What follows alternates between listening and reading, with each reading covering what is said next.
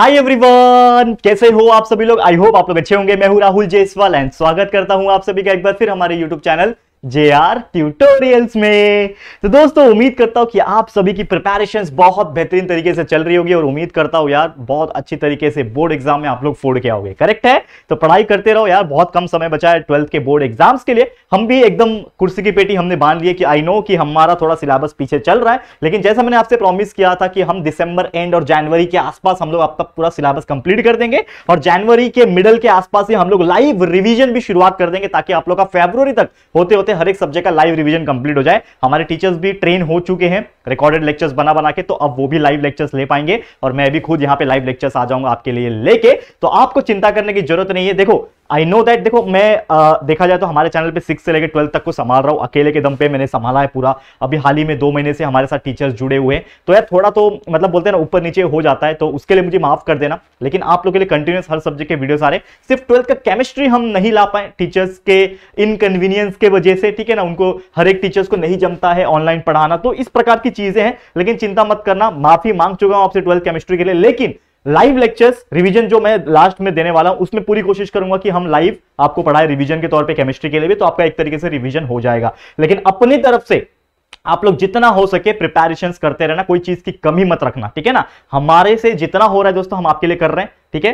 तो छोटी मोटी चीजें रह जाएगी तो प्लीज माफ कर देना उस चीज के लिए। लेकिन यार एफर्ट्स पूरा है, डेडिकेशन पूरा है, आप मुझे जानते हो अगर पहले से, तो मतलब मुझे ज्यादा बोलने की जरूरत नहीं है, पूरा एफर्ट्स है। लेकिन कोई बात नहीं, कोई हम लोग धीरे धीरे हर एक चीज कर देंगे, ठीक है, टेंशन मत लेना। चलो यहां पे आ जाते हैं।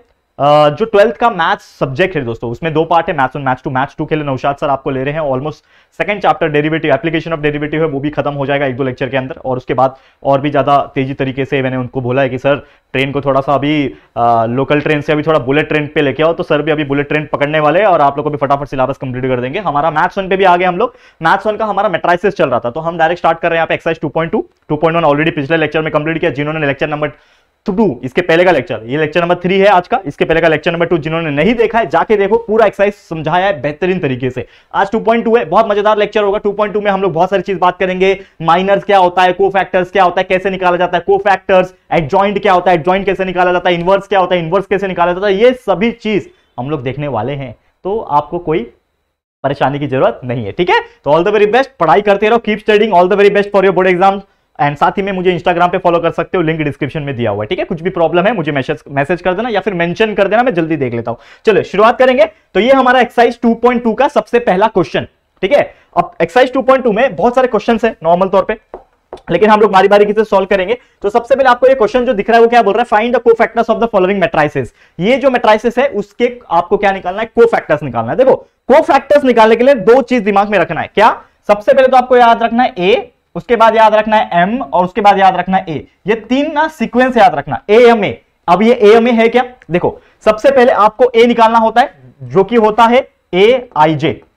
ए आई जे मतलब that is row and column. ये आपको पता है, आई और जे का मैंने बताया था, ठीक है। This is row, this is row and this is column, column 2, column 1, column 2। तो ये ए आई जे होता है। कैसे निकालेंगे बताता हूं। उसके बाद एम का मतलब होता है माइनर, ठीक है। तो माइनर निकालना होता है, वो ए से ही निकलता है। कैसे निकलेगा वो मैं आपको बता दूंगा, टेंशन लेने की जरूरत नहीं है। और उसके बाद निकलता है आपका कोफैक्टर्स। ए का मतलब है, कैपिटल ए का मतलब है कोफैक्टर्स। तो उसके लिए एक फॉर्मूला होता है कोफैक्टर्स के लिए। तो ए आई जे जो फॉर्मूला होता है वो होता है -1/i + j multiply by M I J. अब ये होता क्या है ये मैं आपको बता दूंगा, टेंशन बिल्कुल लेने की जरूरत नहीं है। करेक्ट है? तो एकदम शांत रहो, बिल्कुल चिंता मत करना, बस ये वीडियो को ध्यान से देख लेना। ये समझ में आ गया कोफैक्टर्स कैसे निकाला जाता है। 3 चीज, पहले हम निकालेंगे ए, ठीक है, उसके बाद निकालेंगे एम माइनर, उसके बाद निकालेंगे कैपिटल ए यानी कि कोफैक्टर्स। कैसे निकालेंगे, सीक्वेंस में जाएंगे, टेंशन मत लेना, ध्यान से देखना। जो बच्चे को कुछ नहीं आता है ना, जो बच्चे ने कुछ नहीं सीखा है अब तक कि ये होता क्या है, वो बच्चे को भी आज सिखा दूंगा। दोस्तों अगर आप ये वीडियो देख रहे हो, अगर आप 12th स्टैंडर्ड के हो, तो बस मेरा एक छोटा सा आप हेल्प कर सकते हो। देखो बाकी स्टैंडर्ड के वीडियो जो स्टूडेंट है ना वो भी देखते हैं, मुझे पता है कि 12th के जो वीडियोस है वो कभी 11th के बच्चे भी रिवीजन के तौर पे देख लेते हैं और बाकी स्टैंडर्ड के स्टूडेंट सपोर्ट करने के लिए देख लेते हैं। लेकिन मैं आपसे एक चीज रिक्वेस्ट करूंगा कि हमारे वीडियोस को 12th स्टैंडर्ड के बच्चों तक पहुंचाइए। जो बच्चा खास करके वीक है ना, हमारा टारगेट वही रहते हैं। जो स्कॉलर है, जो बहुत ज्यादा मल्टी टैलेंटेड है, वो तो चलो कहीं ना कहीं से पढ़ रहे होंगे और उनका सिलेबस भी ऑलमोस्ट पढ़ के अच्छे तरीके से खत्म होने आया होगा। लेकिन जो वीक बच्चे, हमारे टारगेट वो भी है बड़े बच्चे तो हैं ऑब्वियसली, जो अच्छे तरीके से पढ़ाई करते हैं और उनके लिए तो रिवीजन हो ही जाएगा, लेकिन जो छोटे बच्चे हैं, छोटे इन द सेंस कैसा, वीक बच्चे हैं, जिनके कम परसेंटेज आते हैं और जो सोच रहे हैं कि मुझे कुछ समझ में नहीं आया, मैं 12th पास हो पाऊंगा कि नहीं हो पाऊंगा, तो ऐसे वीडियोस देखो दोस्तों, आप लोग का ट्रस्ट मी इतना बेहतरीन तरीके से क्लियर करके दूंगा कि आपको मजा आ जाएगा। ठीक है, चलिए शुरुआत करते हैं। तो सबसे पहले यहां पे क्या करना है आपको, जैसे मैंने बोला ए निकालना है। अब ए कैसे निकलेगा आपका, जैसे मैंने बोला कि टोटल कितने, ये 2x2 मैट्रिक्स है, टोटल 4 ए निकलेगा। तो सबसे पहले निकलेगा A11, उसके बाद निकलेगा A12, उसके बाद निकलेगा A21 और उसके बाद निकलेगा A22। ठीक है, समझ में आ गया, 2x2 मैट्रिक्स है। वैसे अगर 3x3 रहेगा तो A11 12 13, फिर 21 22 23, फिर 31 32 33, इस प्रकार निकलेगा। तो सबसे पहले ए निकालना है। तो ए का वैल्यू कैसे निकलता है आप देखो ध्यान से। अब जैसे कि A is nothing but the elements, A जो होता है वो क्या होता है, आपके एलिमेंट्स होते हैं। तो A11 मतलब फर्स्ट रो फर्स्ट कॉलम, तो फर्स्ट रो फर्स्ट कॉलम, ये पहला एलिमेंट आ जाएगा -1, ये 11 की जगह पे है। फिर 12 की जगह पे क्या है, 2 है, लिख दिया। 21 की जगह पे क्या है, मतलब सेकंड रो और फर्स्ट कॉलम में क्या है, -3 है, लिख दिया। बस आपको देख के उतारना है और कुछ नहीं। 2 पोजीशन में कौन है, सेकंड रो सेकंड कॉलम के पोजीशन में कौन है, यहाँ पे 4 है, लिख दिया।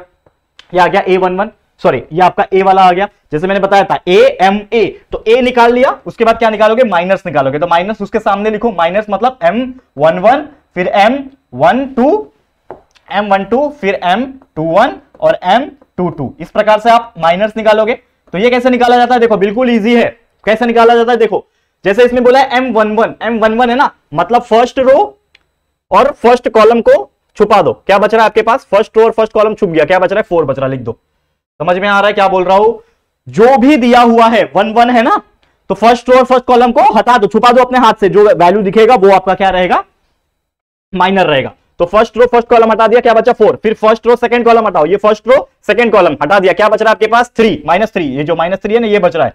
फिर 21 है, मतलब second row first column, second row कौन सा, ये सेकंड रो है और फर्स्ट कॉलम, ठीक है ना, ये हटा दिया। तो क्या बच रहा है दोस्तों, क्या बच रहा है, 2 बच रहा है, तो लिख दिया 2। फिर सेकंड रो सेकंड कॉलम को हटा दो, तो ये रहा सेकंड कॉलम, ये रहा सेकंड रो, क्या बच रहा है, -1, तो आपका आ जाएगा यहाँ पे -1। निकाल लिया आपने माइनस निकल गया। देखो पहले हम जब पढ़ते थे ना, तो हमारे टाइम माइनस भी पूछा जाता था, क्वेश्चन ऐसे पूछता था, find out the minors and cofactors of the following matrix, ऐसा पूछता था। लेकिन आप लोग को सिर्फ कोफैक्टर्स पूछा है, तो देखो कोफैक्टर्स सिर्फ पूछा है ना, तो भी आपको माइनस निकालना ही पड़ेगा। ये आपने माइनस निकाल लिया, अब उसके बाद आप क्या निकालोगे, आपका कोफैक्टर। कोफैक्टर मतलब इसका ए, तो A11 निकालोगे, फिर A12 निकालोगे, फिर A21 निकालोगे और A22 निकालोगे। करेक्ट है। तो जैसे मैंने बोला कि हमारा कोफैक्टर्स का एक फॉर्मूला होता है, क्या फॉर्मूला होता है दोस्तों, -1 raise to i plus J. तो यहां पे A11 है ना, तो I1 है, J1 है, मतलब 1 + 1 हो जाएगा।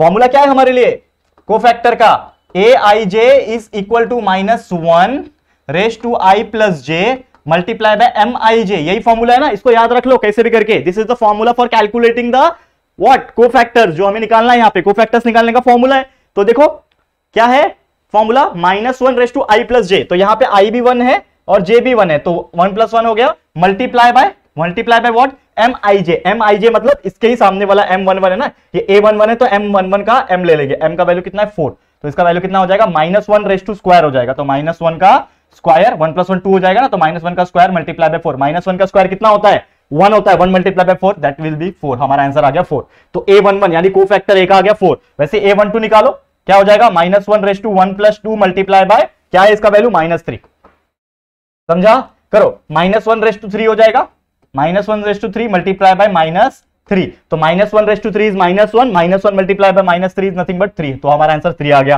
फिर 21 है, तो 21 मतलब -1 रेज टू 2 + 1, करेक्ट है, मल्टीप्लाई बाय A21 का वैल्यू क्या है, 2 है यहाँ पे, तो लिख दिया 2 is equal to -1 raise to 3, -1 raise to 3 मतलब -1 मल्टीप्लाई बाय 2 इज -2, आ गया आंसर, करेक्ट है। अब देखो A22, तो A22 मतलब -1 रेज टू 2 + 2 मल्टीप्लाई बाय, इसका माइनर का वैल्यू क्या है, -1 है, लिख दिया -1, that will be equal to -1 2 + 2 is 4 multiply by -1, तो इसका वैल्यू कितना हो जाएगा, -1 रेज टू 4 इज पॉजिटिव, यानी 1 मल्टीप्लाई बाय -1 इज -1, तो आपका आ गया आंसर। तो लास्ट में अगर आपको लिखना है, जो पूछा है हमको फाइंड द कोफैक्टर्स, तो अगर आपको ऐसा लिखना है तो कोफैक्टर्स इज इक्वल टू, अगर आप ऐसा लिखना चाहते हो तो ऐसा भी लिख सकते हो कि A11 का वैल्यू आ गया, कितना आया, A11 का 4 आया, कॉमा A12 का वैल्यू कितना आया दोस्तों, 3 आया, ठीक है, 3 आया, फिर A21 का वैल्यू कितना आया दोस्तों, A21 का वैल्यू आया -2 एंड लास्ट में A22 का वैल्यू कितना आया यहाँ पे -1। तो ये जो जितने वैल्यूज निकाले आपने A11, A12, A21, A22, these are the cofactors of the following matrix, ये हमने निकाल लिया। 2 मार्क्स के लिए क्वेश्चन आता है, बेहतरीन तरीके से आप लोग इसको सॉल्व कर सकते हो। क्लियर क्लियर दोस्तों, कितना इजी एग्जांपल्स था, क्लियर, सिंपल है कि नहीं, आप लोग ही बता दो यार कमेंट करके, सिंपल है, करेक्ट है। चलो आगे बढ़ जाते हैं। अब ये 2x2 मैट्रिक्स था, वैसे हम लोग अभी 3x3 मैट्रिक्स का देखेंगे। ठीक है, देखो ये 3x3 मैट्रिक्स का दिया हम लोग को कोफैक्टर निकालना, कुछ फर्क नहीं है, बस थोड़ा प्रोसेस लंबा हो जाएगा। उसमें सिर्फ 4 ही एलिमेंट है, इसमें 9 एलिमेंट है, तो 9 बार हम लोग को A11 A22 ऐसा इस प्रकार से हम लोग को चलना है। ठीक है, चलो निकालेंगे फटाफट से। तो सबसे पहले कोफैक्टर्स निकालना है, क्या फॉर्मूला है, A M A, सीक्वेंस याद है, पहले A निकालेंगे, फिर M निकालेंगे, फिर A निकालेंगे। तो सबसे पहले A निकालते हैं, तो A11 निकलेगा, फिर A12 निकलेगा, A12 निकलेगा, फिर A13 निकलेगा। देखो 9 है ना, 11 12 13 21 22 23 231 32 33 ऐसा निकलेगा। ठीक है, तो A11 A13 हो गया, फिर A21, फिर A22, फिर A23 निकलेगा, फिर लास्ट में A31 निकलेगा, A32 निकलेगा और A33 निकलेगा। ठीक है, इस प्रकार से तो लिख दो। A11 की जगह पे क्या लिखा है, 1 लिखा है, A12 की जगह पे क्या लिखा है, -1 लिखा है, इसके जगह पे 2, बस लिखते जाओ, -2 3 5 फिर -2 फिर 0 और फिर -1। ये आपने लिख दिया कि जो भी एलिमेंट्स दिए थे, इसको एलिमेंट्स बोलते हैं ना A, वो हमने लिख लिया। अब उसके बाद माइनस निकालेंगे, माइनस के लिए M, तो M11 M12 M13, फिर M21 M22 M23, फिर उसके बाद M31 M32, ठीक है, एंड M33। यही है पूरा 9 के 9 एलिमेंट लिख दिया। अब इसका वैल्यू कैसे लिखेंगे, जैसे मैंने आपको सिखाया था। कैसे सिखाया था दोस्तों, कैसे सिखाया था, देखो अब यहां पे थोड़ा सा चेंजेस होएगा। M निकालने के लिए मैंने क्या बताया था कि जो भी यहां पे दिया हुआ है 1 1 दिया है, मतलब फर्स्ट रो फर्स्ट कॉलम को हाथ रखो, this is the first row, this is the first column, हाथ रखा तो क्या बच रहा है, ये इतना पार्ट बच रहा है, दिख रहे हो, ये इतना पार्ट बच रहा है। उसमें सिर्फ 4 ही एलिमेंट थे, तो एक रो और एक कॉलम पे हाथ जब रखते थे तो एक ही नंबर बचता था, वो डायरेक्ट आंसर आता था। लेकिन यहां पे अगर हम लोग यहां पे ये वाला रो और ये वाला column, first row first column eliminate करते अगर, तो सिर्फ ये बच रहा है। तो ये क्या है हमारा, ये 3 5 0 और -1 बच रहा है, मतलब ये पूरा वैल्यू बच रहा है। तो ये क्या है, एक तरीके से डिटर्मिनेंट है, इसको सॉल्व कर सकते हैं। तो ये क्या हो जाएगा, 3 multiply by -1 is 3, -5 multiply by 0 is 0, 3 - 0 is 3। तो आपका आंसर यहां पे कितना आएगा, 3 आएगा।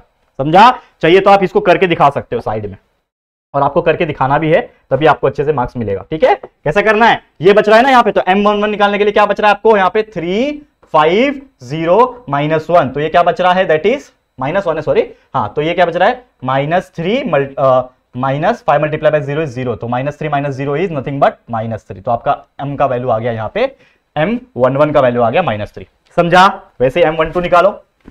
ठीक है, M12 निकालो। ठीक है, देखो ऐसे ही करना है। अब मैं डायरेक्ट लिखूंगा, आप लोग लेकिन ऐसा करना, क्योंकि अभी देखो कैसा होगा कि आप लोग को मेरे को सिखाना है फटाफट से। ठीक है, मैं हर चीज सॉल्व करने लगूंगा तो हमारा वक्त के पहले सिलेबस कंप्लीट नहीं हो पाएगा। ठीक है, तो आपको मेरे को सिखाना है, तो मैंने सिखा दिया कैसे निकालते हैं। अब देखो सेकंड वन, M12 मतलब फर्स्ट रो है और सेकंड कॉलम है, तो क्या क्या वैल्यू बच रहा है, ये -2 5 बच रहा है, यहां पे देखो -2, फिर यहां पे 5 बच रहा है, और यहां पे अगेन -2 बच रहा है, और यहां पे -1 बच रहा है। फिर इसको भी सॉल्व कर लो, इसको सॉल्व कर लो, कितना बचेगा, कितना बचेगा दोस्तों, समझ में आ रहा है कि नहीं आ रहा है दोस्तों।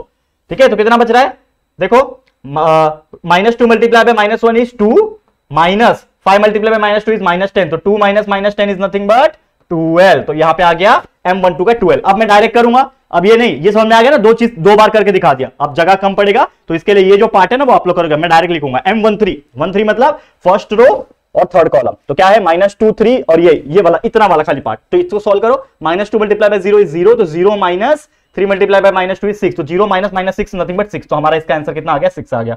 ठीक है, ये वाले का वैल्यू 6 आ गया। अब 2 1 निकालना है, मतलब सेकंड रो और first column, second row first column क्या बच रहा है, ये दोनों और ये दोनों, तो वो -1 मल्टीप्लाई बाय -1 इज 1, 1 - 0, तो 1 - 0 इज नथिंग बट 1, इसका वैल्यू भी 1 आ गया। M22 निकालना है, 2 मतलब सेकंड रो सेकंड कॉलम, तो क्या बचेगा, ये 1 2 और ये 1 मल्टीप्लाई बाय -1 इज -1, -1 -4 -4 ऐसा आएगा। ठीक है, -1 -4 आएगा। ठीक है, -1 -4 कितना आएगा, -1 + 4, -1 + 4 इज नथिंग बट 3, तो इसका वैल्यू भी आ गया 3। M23 निकालो, सेकंड रो थर्ड कॉलम, क्या बचेगा, ये और ये, तो 1 मल्टीप्लाई बाय 0 इज 0। ठीक है, -1 मल्टीप्लाई बाय 2 इज 2, तो 0 माइनस 2 इज नथिंग बट -2, इसका आंसर भी -2 आ गया। समझ में आ गया? चलो और क्या आ सकता है, M31 मतलब ये थर्ड रो और फर्स्ट कॉलम, ठीक है, ये थर्ड रो और ये फर्स्ट कॉलम को हटा दिया तो ये बचेगा, तो 1 मल्टीप्लाई -5 -5 माइनस तो आएगा ही बीच में, 2 मल्टीप्लाई बाय 3 6, तो -5 - 6 इज -11, ये आ गया। फिर 3 2 थर्ड रो सेकंड कॉलम, तो ये थर्ड रो और ये सेकंड कॉलम को हटाओ, ये सेकंड कॉलम थर्ड रो को हटाओ, तो ये और ये, तो 1 मल्टीप्लाई बाय 5 5, ठीक है, माइनस ये और मल्टीप्लाई बाय ये, तो 2 मल्टीप्लाई बाय -2 इज -4, तो -4 हो जाएगा, तो 5 + 4 = 9 आ जाएगा। समझ में आया? M33 मतलब थर्ड कॉलम और थर्ड रो, थर्ड कॉलम, तो ये दोनों बचा, 1 multiply by 3 is 3 minus -1 multiply bye -2 is 2, ठीक है, तो 3 - 2 इज नथिंग बट 1। करेक्ट है? समझ में आ गया? करेक्ट है। तो ये हमारे वैल्यूज आ गए, किसके आ गए? माइनस के वैल्यू आ गए। अब क्या निकालना है? कोफैक्टर्स निकालना है। तो कोफैक्टर्स मतलब क्या होता है? A11 A12 A13, उसके बाद A21 A22 A23, उसके बाद A31 A32 A33, टोटल हो गए 9। अब इसका वैल्यू कैसे निकालेंगे? जैसे हमें फॉर्मूला पता है, क्या है फॉर्मूला दोस्तों? हमने पढ़ा था इसके पहले, फॉर्मूला क्या है? -1/i + j multiply by mij। Correct है? तो A11 का क्या हो जाएगा? -1/1 + 1, समझ में आ रहा है कि नहीं? मल्टीप्लाई बाय mij का वैल्यू कितना है, मतलब M11 का वैल्यू कितना है? -3, मल्टीप्लाई बाय -3 कर दो, आपका आंसर आ जाएगा। तो -1 प्लस -1 के ऊपर 2, तो -1 का square is 1, 1 multiply by -3 is -3, इसका आंसर आ गया -3। समझा? A12 क्या आएगा फॉर्मूला? -1/1 + 2, ब्रैकेट में ये सेकंड वाला, सेकंड का वैल्यू क्या है? 12, लिख दिया 12, तो क्या हो जाएगा? -1 का क्यूब, -1 का cube is -1, -1 multiply bye 12 is -12। समझा? आप थोड़ा फास्ट भी जाना है, देखो हर एक स्टेप आप नहीं दिखा सकते। आप 12th में, हम जब छोटे होते 7वीं 8वीं 9वीं 10वीं तक, तो हमें मोस्टली स्टेप्स दिखाने होते हैं, लेकिन जो 12th है ना, इसमें जितना हो सके उतना फास्ट आपको करना होता है, कैलकुलेशन के लिए टाइम वैसे भी कम पड़ता है। तो ये सब जो छोटे छोटे बारीक वाले स्टेप होते हैं वो आप इग्नोर मार सकते हो, जैसे हम कर रहे हैं। लेकिन ये जो था, ये हमने दो जो करके दिखाया वो आपको सेम ऐसा करना है। ये मैंने डायरेक्ट लिख दिया क्योंकि मेरे पास स्पेस भी कम था और मुझे फटाफट आप लोग के लिए सॉल्व करना था। लेकिन ये जो डिटरमिनेंट वाला पार्ट है ना, वो आपको करके दिखाना है। जो मैंने डायरेक्ट लिखा हुआ है यहाँ पे, वो आपको करके दिखाना है। करेक्ट है? माइनर निकालने के टाइम जब 3/3 का मैट्रिक्स आएगा, और ज्यादातर वही आता है। 1 3 निकालना है, मतलब -1/1 + 3, ब्रैकेट में 1 3 का वैल्यू कितना है? 1 3 का वैल्यू 6 है, लिख दिया 6। चलो सॉल्व करो। -1 के ऊपर 1 + 3 मतलब 4, तो -1 के ऊपर 4 जब आएगा, रेज़ टू 4 आएगा तो पॉजिटिव वैल्यू आएगा, तो 1 मल्टीप्लाई बाय 6 is 6। ठीक है? 2 1 निकालो, 2 1 कैसे निकलेगा? -1/2 2 + 1, ठीक है, ब्रैकेट में 2 1 का वैल्यू कितना है? 2 1 का वैल्यू है 1, देखो दिख रहा है, लिख दिया 1 इज इक्वल टू -1 का क्यूब मल्टीप्लाई बाय 1, तो -1 मल्टीप्लाई बाय 1 इज -1, आंसर आएगा। 2 2 निकालना है, 2 2 मतलब -1/2 + 2, ब्रैकेट में 2 2 का वैल्यू कितना है? M22 का वैल्यू कितना है? 3 है, तो लिख दिया 3, -1/4 हो जाएगा, -1/4 मतलब 1, 1 मल्टीप्लाई बाय 3 इज 3। ठीक है? A23 निकालना है, तो 23 के लिए -1/2 + 3, ब्रैकेट में 23 का वैल्यू कितना है? देखो M23 का वैल्यू है -2, लिख दिया। तो -1 के ऊपर 5, -1 के ऊपर जब 5 आएगा तो नेगेटिव होगा, तो negative multiply by -1 multiply bye -2 is +2, +2 आ गया, करके देख लेना। A31 कहां है? हाँ सॉरी, फॉर्मूला डालना है ना पहले। A31 मतलब -1/3 + 1 और मल्टीप्लाई बाय A31 का वैल्यू, M31 का वैल्यू है -11, तो लिख दिया -11। तो 3 + 1 4 होता है, तो -1/4 इज +1, 1 मल्टीप्लाई बाय -11 इज -11, तो आपका आंसर -11 आ गया। A32 निकालना है, 32 मतलब क्या आएगा? -1/3 + 2 मल्टीप्लाई बाय M32 का वैल्यू कितना है? 9 है, लिख दिया यहाँ पे 9, ठीक है, इज इक्वल टू -1/5 मतलब नेगेटिव मल्टीप्लाई बाय 9 इज -9, ठीक है, और A33 मतलब -1/3 + 3, ब्रैकेट में M33 का वैल्यू है 1, तो ये हो जाएगा -1 के ऊपर 6 मतलब पॉजिटिव आएगा, तो positive multiply by 1 is nothing but positive, तो आपका आंसर अब बना गया। करेक्ट है? समझ में आ रहा है दोस्तों? तो ये जो वैल्यूज निकाल लिया हमने, A11 A12 A13 ऐसा करते करते A3 तक, तो ये जो वैल्यूज आ रहे हैं यही है cofactors of the following matrix, जो हमें पूछा था तो हमने निकाल लिया। करेक्ट है? तो उम्मीद करता हूं कि आपको कोफैक्टर्स निकालने आ गया है, चाहे वो 2/2 मैट्रिक्स का हो, जो इसके पहले हमने देखा 2/2 का कैसे निकाला जाता है, चाहे वो 3/3 मैट्रिक्स का हो तो वो भी कैसे निकाला जाता है। ये दोनों चीज हमने पढ़ा दिया है, तो एक टॉपिक बेहतरीन तरीके से हमने पढ़ा दिया और उसके एक्सरसाइज के जो क्वेश्चन है वो भी हमने सॉल्व करा दिया। क्लियर है? समझ में आ गया? आगे बढ़ जाते हैं, अगले टाइप के क्वेश्चन के ऊपर जाते हैं। अब देखो, इसको थोड़ा समझो ध्यान से। अगला क्वेश्चन क्या बोल रहा है कि find the matrix of the following matrices.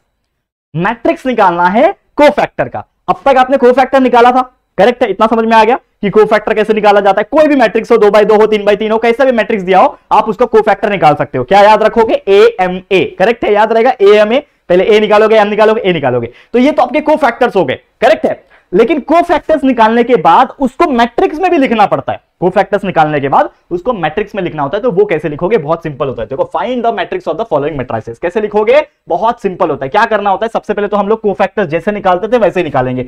तो A11 होगा, A12 होगा, करेक्ट है। उसके बाद A21, देखो 2x2 मैट्रिक्स है ना, तो ये इजी होता है। A22 होगा, निकाल लेंगे इसको फटाफट से। वैल्यू क्या होगा? A11 का कितना लिखा है? 1 लिखा है। A12 की जगह पे 3 लिखा है। A21 की जगह पे 4 लिखा है और A22 की जगह पे -1, ये लिख दिया A। अब M निकालेंगे तो M11, M12, M121, M22, ये माइनर भी निकाल लो। माइनर कैसे निकालोगे? जैसे मैंने बताया था, M11 है फर्स्ट रो फर्स्ट कॉलम, देखो ये फर्स्ट रो और फर्स्ट कॉलम हटा दिया, क्या बच रहा है? -1 बच रहा है, लिख दिया -1। डायरेक्ट आ गया ना, क्योंकि ये 2x2 मैट्रिक्स है। अगर 3x3 होता तो डिटरमिनेंट आता, करेक्ट है। ये हो गया M12 first row second column, क्या बच रहा है? 4। 21 मतलब सेकंड रो फर्स्ट कॉलम, क्या बच रहा है? 3। M22 सेकंड रो और सेकंड कॉलम, क्या बच रहा है? 1। ये आ गया आपका माइनर। उसके बाद कोफैक्टर निकालेंगे, A11, A12, A21, A22। मजा आ रहा है कि नहीं दोस्तों? ये सब मजेदार चीज होता है, लेंथी होता है, आई नो दैट, थोड़ा बड़ा होता है, लेंथी होता है, मजेदार होता है, लेकिन अगर आप ध्यान से देखोगे बहुत मजा आएगा आपको पढ़ने में, ठीक है। A11 फॉर्मूला क्या है? -1/i+j, यानी 1+1, 1 है ना, 1+1 मल्टीप्लाई बाय MIJ। MIJ का वैल्यू क्या है? मतलब M11 का वैल्यू क्या है? -1। क्या आ जाएगा बताओ मुझे? -1 का ऊपर 2 आ जाएगा ना, ये -1 और 1+1 2, तो -1 का स्क्वायर 1 होता है, 1 मल्टीप्लाई बाय -1 इज -1। समझ में आया?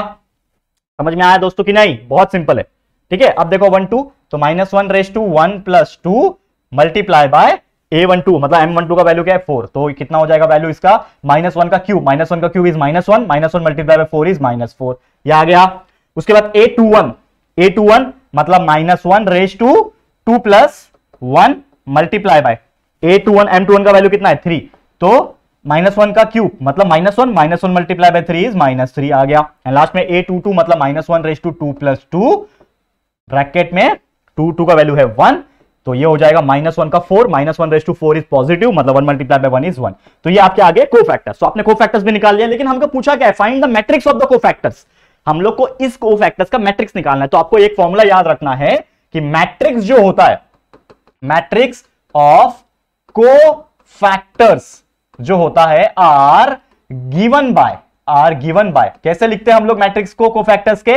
हमेशा याद रखना, तो वो होता है A11, A12, A21, A22। लेकिन वही अगर 3x3 रहेगा तो A11, A12, A13, फिर 21, 22, 23 और 31, 32, 33, ऐसे 9 हो जाएंगे अगर वो 3x3 मैट्रिक्स का होगा। लेकिन ये 2x2 था, तो आपको कुछ करना नहीं है। क्या करना है? कोफैक्टर्स को बस मैट्रिक्स में डाल देना है।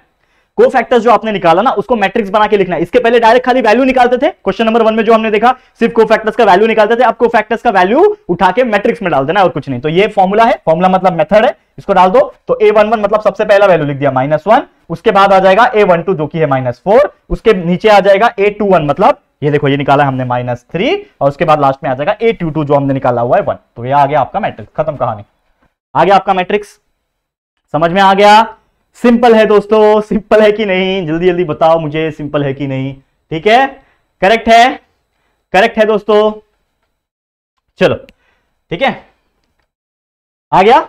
इसको ही बोलते हैं हम लोग मैट्रिक्स। अब 3x3 के लिए मैं आप लोग के लिए छोड़ रहा हूं, ये 3x3 का मैट्रिक्स है। सबसे पहले क्या करना है? इसका एलिमेंट्स निकालोगे, माइनर्स निकालोगे, कोफैक्टर्स निकालोगे, ठीक है। समझ में आ गया? कोफैक्टर्स निकाल लोगे, 9 का 9 कोफैक्टर्स निकलेगा। उसके बाद आपको मैट्रिक्स बनाना है। कैसा? आपको क्या बनाना है? मैट्रिक्स लिखना है ना। तो मैट्रिक्स कैसे लिखोगे? मैट्रिक्स कैसे लिखोगे? इज इक्वल टू क्या लिखोगे? A11 का वैल्यू लिखोगे, फिर A12 का, A13 का, फिर A21, A22, A23 का, फिर यहां पे A31, A32 और A33 का। तो जब आप यहां पे इसको सॉल्व करोगे, ये A जो ये कोफैक्टर्स है ना, ये तो ये जो कोफैक्टर्स जब आप निकालोगे A11, A12, A13, A321, A22, A23, ऐसा करते करते जितने भी वैल्यू है वो जब आप निकाल लोगे, ठीक है, ए निकालने के बाद एम निकालने के बाद जब कोफैक्टर्स निकाल लोगे, तो यही कोफैक्टर्स को उठा के ये फॉर्मूले में डालोगे, तो बन गया आपका मैट्रिक्स। करेक्ट है, सिंपल है, कर लोगे, डेफिनेटली कर लोगे, पूरा यकीन है मुझे आप लोग पे, प्रैक्टिस जरूर से करते रहना, यही आप लोग के लिए होमवर्क के तौर पे है, इसको अच्छी तरीके से ले लो, ठीक है। अब चलेंगे हम लोग हमारे अगले क्वेश्चन की तरफ, देखते हैं अगला क्वेश्चन क्या है, फाइंड द एडजॉइंट। अब ये क्या बोला है भाई, एडजॉइंट क्या होता है, देखो हमने क्या क्या पढ़ लिया आज, रिवीजन ध्यान से रखो, हमने पढ़ा माइनर्स क्या होता है, कोफैक्टर्स क्या होता है, कैसे निकालते हैं वो सीख लिया, ठीक है। उसके बाद हमने देखा कि वही कोफैक्टर्स को हम लोग मैट्रिक्स में कैसे डाल सकते हैं वो हमने देख लिया। अब देखो इसका एडजॉइंट कैसे निकाला जाता है, क्या होता है एडजॉइंट, इसको समझो। देखो एडजॉइंट इज नथिंग बट, जब भी देखो हर एक चीज का ना एक लिंक होता है, जब आपने कोफैक्टर्स निकाल लिया, ठीक है ना, सबसे पहले तो हम लोग एलिमेंट्स लिखते हैं, एलिमेंट्स का माइनर्स निकाल लेते हैं, फिर कोफैक्टर्स निकाल लेते हैं। जब आप कोफैक्टर्स निकालते हो तो कोफैक्टर्स का एक मैट्रिक्स बनाते हो, करेक्ट है। अब उसी मैट्रिक्स का बस पोजीशन आपको इंटरचेंज करना है, कैसे करना है बताऊंगा, बन जाता है एडजॉइंट। कैसे, देखो ध्यान से, ठीक है, ध्यान से अच्छी तरीके से देख लेना, आप लोगों को बहुत ज्यादा सिंपल लगेगा, ठीक है। क्वेश्चन क्या है हम लोग एक बार चेक कर लेते हैं, 2 - 3 3 और 5, करेक्ट है, 2 - 3 और 3 और 5 जो है हमारा क्या है, हम लोग का कोफैक्टर्स है, सॉरी एडजॉइंट है, ठीक है। चलो इसको सॉल्व करेंगे। तो क्वेश्चन क्या दिया, ये दिया है, अब आपको क्या करना है, सेम वही रूल जो आपने किया है अब तक, क्या निकालना है, सबसे पहले एडजॉइंट भी अगर पूछा रहेगा एग्जाम में तो सबसे पहले कोफैक्टर्स ही निकालना है। कैसे निकालते हैं कोफैक्टर्स, ये 2x2 मैट्रिक्स है तो सबसे पहले A11 निकलेगा, फिर A12 निकलेगा, करेक्ट है, उसके बाद A21 निकलेगा और A22 निकलेगा, ऐसे 4 वैल्यू निकलेंगे, देखो ध्यान से, ठीक है। तो A11 कितना है 2 है, A12 कितना है -3 है, A21 कितना है 3 है और A22 कितना है 5 है, ये आपने निकाल लिया A। उसके बाद माइनस निकालोगे तो M11 M12 M21 M22 निकालो फटाफट से माइनस। कैसे निकालते हैं माइनस, 1 1 मतलब फर्स्ट रो फर्स्ट कॉलम को हटा दो, कितना बचा है वैल्यू 5, लिख दिया 5। A12 first row second column को हटा दिया, कितना बच रहा है दोस्तों 3। सेकंड रो फर्स्ट कॉलम को हटा दिया, कितना बच रहा है दोस्तों -3, और लास्ट में जो बच गया वही आएगा ना ऑब्वियसली, ठीक है। तो क्या है second row second column, second row second column हटा दिया 2, आ गया माइनस। उसके बाद क्या निकालते हैं दोस्तों, कोफैक्टर्स। कैसे निकालते हैं, A11 A12 A21 और A22, ये 4 ही बनेंगे हमारे कोफैक्टर्स क्योंकि 2x2 मैट्रिक्स है ये। तो फॉर्मूला क्या है अगेन, -1/i+j मतलब 1 + 1 ब्रैकेट में इसका वैल्यू माइनर का multiply by this is equal to what, जो वैल्यू आएगा क्या आएगा देखो, -1² मल्टीप्लाई बाय 5 मतलब इसका वैल्यू आएगा 5। 1 2 मतलब -1/1 + 2 मल्टीप्लाई बाय दिस वैल्यू 3, तो ये कितना हो जाएगा -1 का क्यूब मतलब -1 मल्टीप्लाई बाय 3 इज -3, ठीक है। A21 देखो ध्यान से, इसको A21 मतलब -1/2 + 1 मल्टीप्लाई बाय व्हाट, A21 का वैल्यू कितना है -3, लिख दिया -3 इज इक्वल टू, ठीक है, -1 का cube -1 multiply by -3 is 3, positive हो गया, और 2 2 मतलब -1/2 + 2 ब्रैकेट में दिस वैल्यू 2, तो कितना हो जाएगा -1 का 4 मतलब positive multiply by 2 is positive. तो ये आ गया कोफैक्टर्स। फिर हम लोग क्या निकालते हैं, कोफैक्टर्स निकल गया।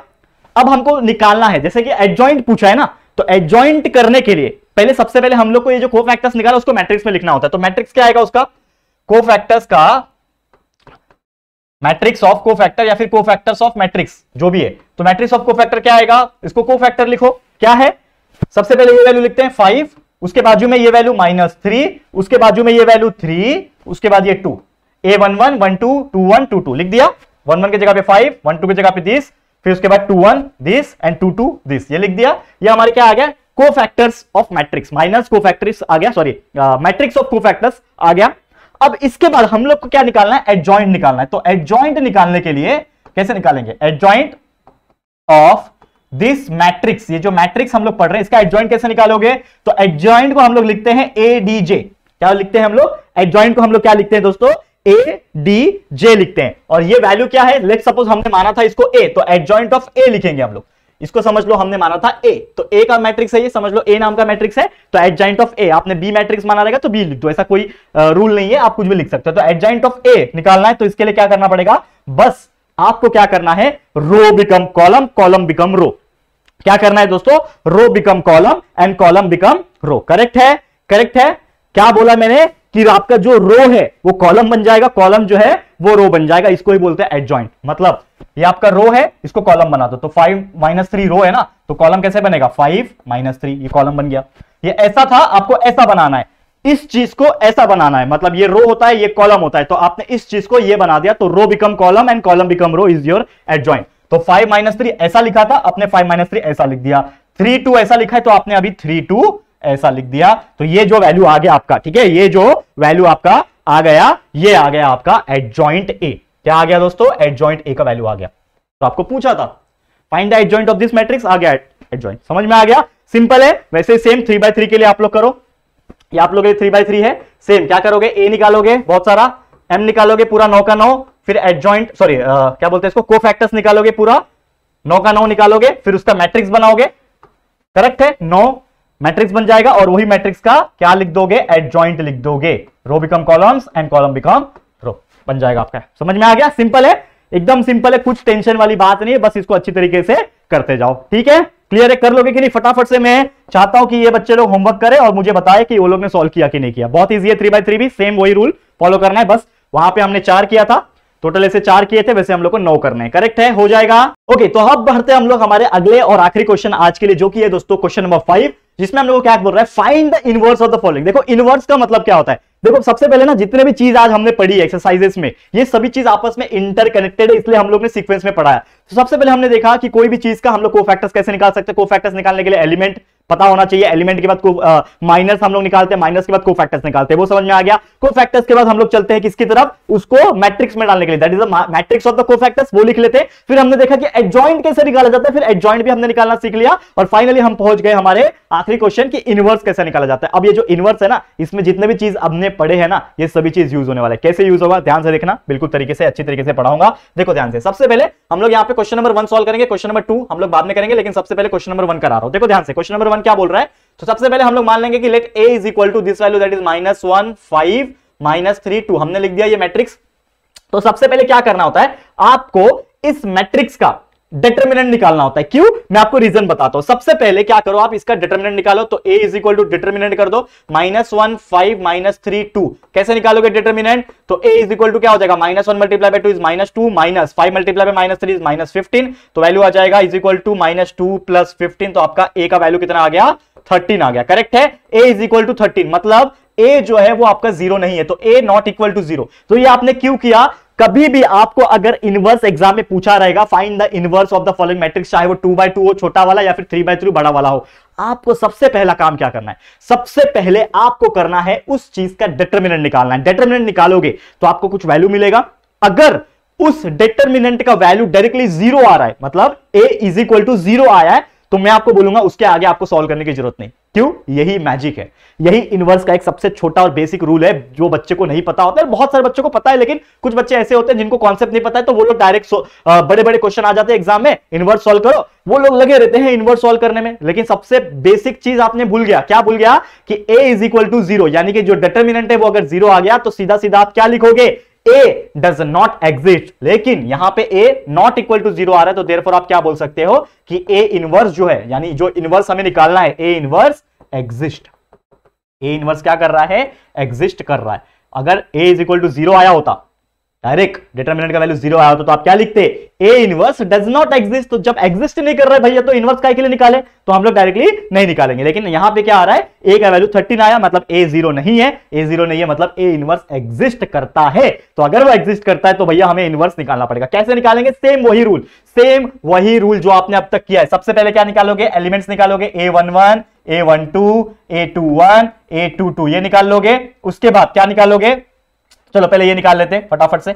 तो a11 क्या है, देखो यहां पे -1 है, a12 कितना है 5 है, a21 कितना है -3 है, a22 कितना है 2 है। लिख दिया, ये लिख दिया, समझ में आ रहा है दोस्तों कितना सिंपल हो रहा है। a निकाल लिया, अब m निकाल लेंगे, माइनर निकाल लेते हैं, m11 m12 m21 m22। मजा आ रहा है कि नहीं आ रहा है, यही सब चीजें हैं बस, और कुछ नहीं।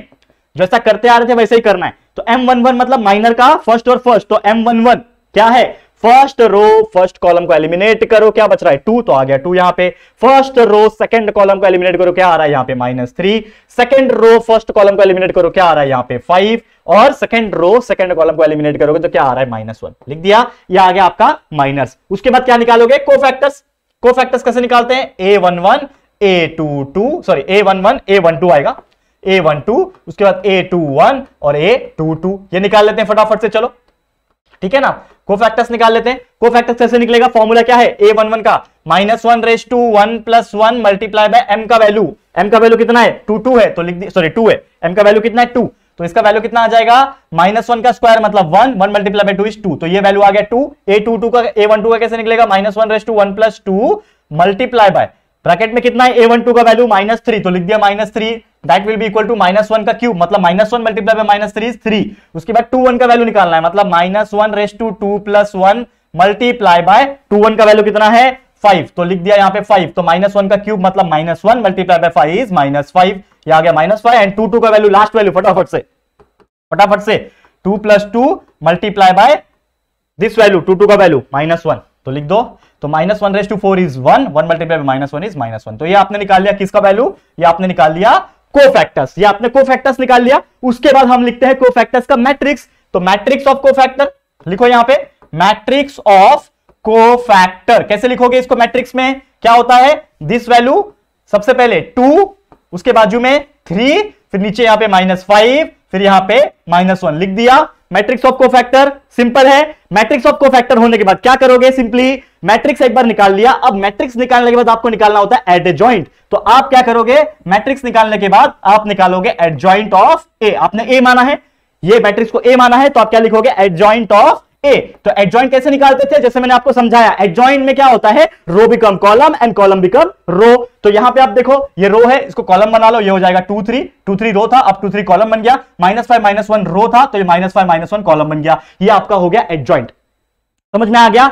लेकिन ये अभी तक तो आपने जितने भी ये चीज हमने किया वो ऑलरेडी हमने कर चुके, इसके पहले के जितने भी एग्जांपल थे हमने सॉल्व किए थे, बट जो सबसे मेन चीज जो हमें पूछा है इस क्वेश्चन में, क्या बोल रहा है, find the inverse of the following matrix. इस मैट्रिक्स का हमें इनवर्स निकालना है, करेक्ट है। अब इनवर्स निकालना है तो इनवर्स के लिए भैया एक फॉर्मूला है जो कि आपको लर्न करना पड़ेगा। क्या फॉर्मूला है, ए इनवर्स को बोलते हैं, मतलब a⁻⁻1 को ही बोलते हैं ए इनवर्स। तो A inverse is equal to 1 upon determinant of A multiply by adjoint A. This is the formula, इसको याद कर लो, रट लो, कुछ भी कर लो, लेकिन ये फॉर्मूला आपको याद होना चाहिए, चाहे 2/2 मैट्रिक्स हो चाहे 3/3 मैट्रिक्स हो। This is the formula, A inverse is equal to 1 upon determinant of A multiply by adjoint A. तो चलो फटाफट से इसका वैल्यू पुट ऑन कर देंगे और आंसर निकाल लेंगे। तो A inverse is equal to, देखो यहां पे ध्यान से, 1 upon determinant of A, determinant एक वैल्यू निकाला है ऑलरेडी, डिटर्मिनेंट ऑफ ए का वैल्यू क्या है 13 है, डिटर्मिनेंट ऑफ ए का वैल्यू क्या है 13 निकाला है ना, यानी कि 1 अपॉन 13 मल्टीप्लाई बाय क्या है एडजॉइंट ए। एडजॉइंट ए अभी तो निकाला, क्या है जो मैट्रिक्स है एडजॉइंट ए का वो लिख दो, जो कि है दोस्तों 2 3 -5 -1, दिस इज योर वैल्यू। आ गया, खत्म कहानी। This is your answer of inverse, जो आपको पूछा था find the inverse of the following, आ गया answer 1 upon 13 multiply by matrix में 2 -5 3 और -1, दिस इज योर आंसर। मिल गया आपको। 2 से 3 मार्क्स का इनवर्स आता है, अगर 2/2 मैट्रिक्स आया तो 2 मार्क्स का पूछता है, जनरली 3/3 का ज्यादा आने के चांसेस है, उसको अच्छी तरीके से प्रैक्टिस करो तो वो 3 मार्क्स के लिए 4 मार्क्स के लिए आ सकता है। तो अगला जो क्वेश्चन अगर आप देखोगे, जो कि अगेन 2/2 का मैट्रिक्स है, तो ये आप लोग के लिए मैं छोड़ रहा हूं होमवर्क के तौर पे, तो जरूर से कर लेना। और इसके बाद एक 3/3 मैट्रिक्स भी है, तो वो भी अच्छी तरीके से कर लेना। मेथड आपको समझ में आ गया ना, तो आप चाहे कोई भी उसके अंदर वैल्यूज लिखे हो तो आपने उसको सॉल्व कर लोगे, इतना मैं आप लोग पे भरोसा कर सकता हूं। ठीक है, तो जरूर से कर लेना। 3/3 का भी एक एग्जांपल प्रैक्टिस कर लेना। सेम मेथड से जाना है, यहां पे बस 4 एलिमेंट्स है, वहां पे 9 एलिमेंट्स रहेंगे, और किसी चीज का फर्क नहीं है। Same formula, same method, same steps, correct है, कर लोगे। तो चलो फिर आज के लिए ये वीडियो यहीं पे मैं स्टॉप करता हूं। अगला जो वीडियो होगा जरूर से बेहतरीन आएगा और कंटिन्यूस हम पढ़ाएंगे। तो आज के लिए इतना ही। ये वीडियो आपको कैसा लगा है दोस्तों, प्लीज हमें कमेंट करके जरूर से बता देना। वीडियो पसंद आया है, अच्छा लगा है दोस्तों, तो प्लीज वीडियो को लाइक कर देना, अपने दोस्तों के साथ जितना हो सके शेयर कर देना। और ट्रस्ट में, जैसा मैंने आपको बोला है कि जनवरी के मिडल से लगभग हम लोग आपके लिए लाइव रिवीजन लेक्चर्स स्टार्ट कर देंगे, तो बिल्कुल चिंता मत करना। और यहाँ पे जो पोर्शन है वो भी बहुत फास्ट तरीके से हम लोग कंप्लीट करा देंगे, तो प्लीज अच्छी तरीके से सपोर्ट करते रहना और पढ़ाई अपनी तरफ से करते रहना। ठीक है, तो जल्दी जल्दी सब्सक्राइब कर दो, बेल आइकन को भी प्रेस कर देना। तो गाइस मिलते हैं हमारे नेक्स्ट वीडियो में, तब तक के लिए thank you and good bye.